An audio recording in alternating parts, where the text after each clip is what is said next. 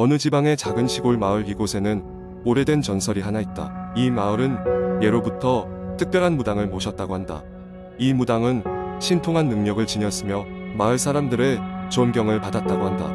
그러나 어느 날부터 그녀는 갑자기 모습을 감췄고 마을에는 알 수 없는 불운이 찾아왔다. 시간은 흘러 몇십 년이 지난 어느 여름이었다. 재개발 사업으로 인하여 마을의 오래된 주택가가 철거될 예정이었다. 이제는 몇 가구 남지 않은 마을에 서울에서 젊은 건축가 한 명이 조사차 방문하게 되었다. 그는 철거 전 건축물의 역사적 가치를 기록하는 임무를 맡았다. 건축가의 이름은 민수였다. 민수는 여러 자료를 수집하던 중 한 가지 이상한 점을 발견했다. 마을의 중심부에 위치한 옛 재단터 비어있고 망가진 상태임에도 불구하고 절대 접근해선 안 된다고 기록된 구역이 있었다. 호기심 가득했던 민수는 아무도 접근하지 않는 그 장소에 대해 알고 싶어졌다. 어느 늦은 오후 민수는 카메라를 들고 재단터로 향했다. 날이 저물어 석양이 지는 하늘이 아름다웠다. 그러나 재단터로 다가갈수록 공기가 점차 차가워짐을 느끼기 시작했다. 마치 무언가가 그를 밀어내려고 하는 듯한 기묘한 느낌이었다. 재단터에 도착했을 때 민수는 낡은 비석과 허물어진 벽들을 발견했다. 그 순간 어쩐지 알 수 없는 슬픔이 밀려왔다. 그가 비석을 만지자 갑자기 주변이 어두워지며 그의 머릿속에 이상한 영상들이 펼쳐졌다. 마치 꿈을 꾸듯 민수는 과거의 마을을 보고 있었다. 영상 속에는 한 젊은 여자가 보였다. 마을 사람들로부터 무당이라 불린 그 여자는 사람들의 병을 치료하고 각종 의식을 주관했다. 그녀는 특별한 능력으로 인해 사람들에게 존경받았으나 동시에 두려움의 대상이기도 했다. 사람들이 전하는 이야기에 따르면 어떤 날 그녀는 어둠의 영을 만나게 되었고 그 후로 마을은 불행에 휩싸였다. 사람들은 그녀의 탓이라며 비난했고 그녀는 모습을 감췄다. 민수는 깜짝 놀라 정신을 차렸다. 고요한 재단터에서 갑작스레 바람이 불어왔다. 그는 다시 주변을 살피다 땅에 묻힌 한 상자를 발견했다. 상자에는 오래된 일기장이 들어있었다. 일기장에는 마을 무당의 기록이 적혀 있었고 마지막 페이지에는 이렇게 쓰여 있었다. 내가 사라지더라도 결코 어둠의 영은 이 땅을 떠나지 않을 것이다. 오직 진심 어린 믿음만이 그를 달랠 수 있으리라. 민수는 일기장을 집어들고 마을로 돌아왔다. 그는 마을 사람들에게 이를 알리고 그들의 도움을 청했다. 마을 사람들은 예전 무당의 이야기에 따라 재단터에 모여 진심 어린 기도를 시작했다. 며칠 후 마을에는 다시 밝은 기운이 돌아왔다. 민수는 자신의 역할이 이곳에서 끝났다고 느꼈다. 그는 마을의 이야기를 기록으로 남겼지만 언젠가 이 일이 다시 반복되지 않도록 조용히 영원히 묻기로 했다. 그리하여 마을은 다시 평온을 되찾았고 전설은 묻혀갔다. 하지만 마을 사람들은 어느새 분명한 전설의 교훈을 깨달았고 그날 이후 매해 여름이 되면 재단터에 모여 기도를 올리곤 한다. 민수는 서울로 돌아가 자신의 일상으로 복귀했지만 가끔씩 그때의 꿈 같은 경험을 떠올리며 자신도 모르게 미소를 지었다. 결국 그는 깨달은 것이 있었다. 어떤 이야기는 단순한 전설로 남아서는 안 되며 그 진정한 의미는 우리의 마음속에 자리 잡아야 한다는 것을. 두 번째 이야기 몇 년 전 나는 서울의 한 작은 빌라에 독립하여 살게 되었다. 대학 졸업 후 취업에 성공하면서 처음으로 제대로 된 공간을 갖게 된 것에 대한 설렘과 기쁨이 가득했다. 빌라는 오래된 건물이었지만 관리가 잘 되어 있었고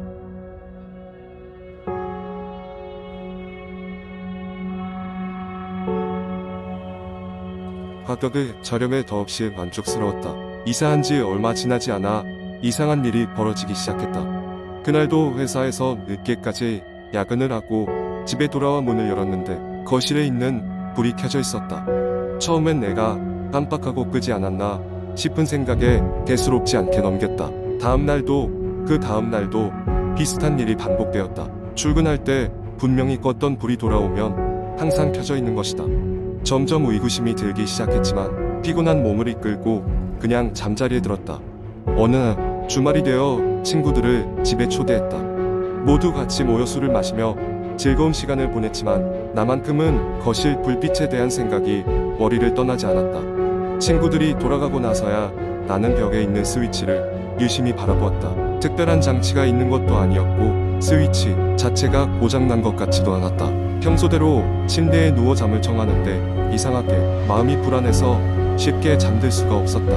그러다 새벽 2시쯤 문득 무언가 소리가 들리는 듯했다. 조용한 방 안에 기묘한 속삭임 같은 것이 맴돌았다.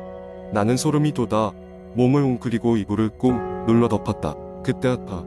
베란다 쪽에서 살며시 창문을 두드리는 소리가 들렸다. 바람인가? 라며 애써 무시하려 했지만 두드리는 소리는 점점 커져만 갔다. 더 이상 버틸 수 없었고 나는 조용히 침대에서 기어나와 베란다 쪽으로 다가갔다. 커튼을 살짝 젖히고 밖을 내다보니 비어있는 베란다에는 아무것도 없었다. 다시 침대로 돌아와 불편한 마음으로 몇 시간을 뒤척이다 겨우 잠이 들었다. 그날 이후로 나는 베란다와 방 창문을 멀리하고 살았다. 불을 켜고 자는 것도 일상이 되어버렸다. 그러던 어느 날 시골에 계신 부모님께서 눈치를 채셨는지 전화를 걸어왔다. 걱정하는 목소리로 요즘 어떻게 지내고 있는지 물어보셨다. 차마 부모님께 있는 그대로 말씀드리기 어려워 괜찮다고 잘 지내고 있다고 둘러댔다. 그런데 어머니께서 이사한 후 꿈에서 나를 본 적이 있다고 말씀하셨다. 꿈속에서 나는 어두운 방 안에서 울고 있었고 창문 너머로 누군가 나를 지켜보고 있었단다. 그 꿈 얘기를 듣고 나니 등골이 오싹해졌다.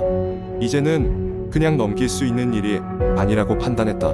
나는 그 길로 빌라 관리 사무소에 찾아가 지금까지 일어났던 일들에 대해 이야기했다. 처음에는 진지하게 들어주지 않는 듯 했지만 얼굴이 차츰 차분해지며 관리인의 표정이 굳어지기 시작했다. 그는 잠시 고민하더니 나를 데리고 몇 년 전 그 빌라에서 일어났던 일에 대해 이야기했다. 몇 년 전 내가 사는 호수에서 한 여성이 살고 있었단다. 그녀는 억울한 일을 당한 채 죽음을 맞았고 이후 그 방에서는 종종 설명할 수 없는 일들이 일어났던 것이다. 이전의 세입자들도 이러한 이유로 방을 오래 버티지 못하고 떠났다는 얘기를 들었다. 소름이 돋았지만 이상하게도 그녀의 이야기를 듣고 나니 이전보다는 두려움이 덜해졌다. 그녀가 자신의 억울함을 알아주길 바랐던 걸까 아니면 여전히 그 방에 홀로 남아 외로운 것일까? 나는 그녀의 존재를 허락하고 방 안에 작은 꽃병을 넣고 매일 그녀를 위한 꽃을 꽂아두었다. 그 이후로 그저 불이 켜져 있는 것에 놀라기보다는 가끔씩 조용히 그녀를 생각하며 지내고 있다. 과연 언제까지 그녀가 나와 함께 있을지는 알 수 없지만 부디 그녀가 언젠가는 마음 편히 떠날 수 있길 바랄 뿐이다. 세 번째 이야기. 어느 날 나는 인터넷에서 중고 물품을 거래하기 위해 만나기로 한 사람이 있었다. 그 사람과는 평소에 이야기하던 커뮤니티에서 알게 되었고 대화도 몇 번 나누며 괜찮은 사람이라는 인상을 받았다. 거래 물품은 꽤 희소성이 있는 옛날 카메라였고 사진 찍는 것이 취미인 나로서는 무척 기대하고 있었다.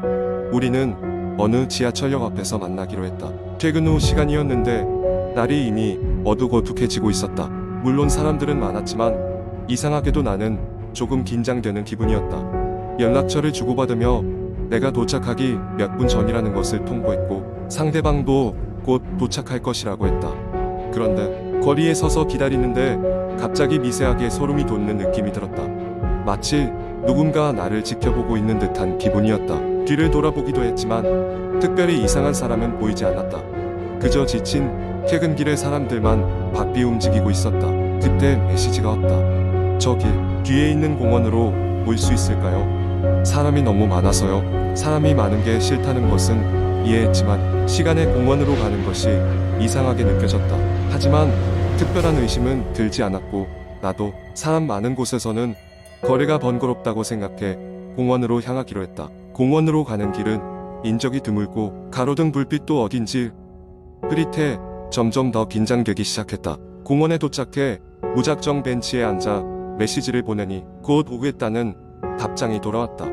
주변은 조용했고 이상하리만치 쓸쓸하게 느껴졌다. 잠시 후 검은색 후드를 입은 한 남자가 멀리서 걸어오는 것이 보였다. 나도 모르게 그에게 시선을 고정시켰고 그가 점점 가까워질수록 그가 올 사람이라는 확신이 들었다. 그는 비교적 젊은 외모였고 후드로 가려져 눈 밖에 보이지 않았다. 안녕하세요. 그가 말을 걸었다. 다행히 목소리는 평범했고 그의 손엔 내가 구매할 카메라가 들려 있었다.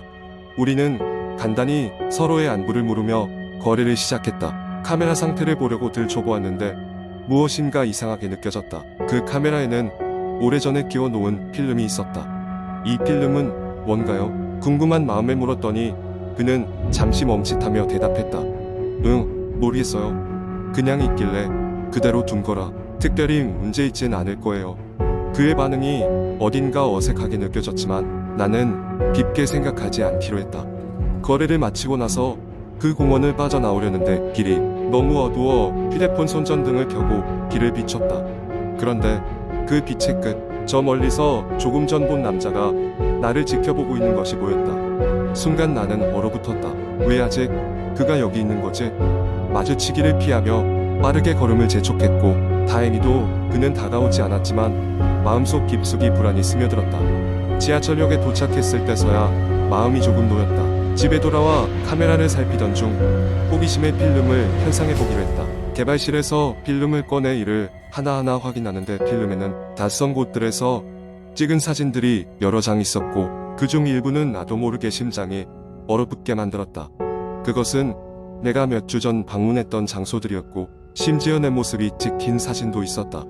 사진의 마지막 부분, 마지막 장에는 그 공원이 찍혀 있었고 그 검은 후드의 남자가 나를 찍고 있는 모습이 보였다. 그 순간 아찔한 공포가 밀려오며 도저히 믿기지 않았다. 누군가 나를 쫓고 있었다.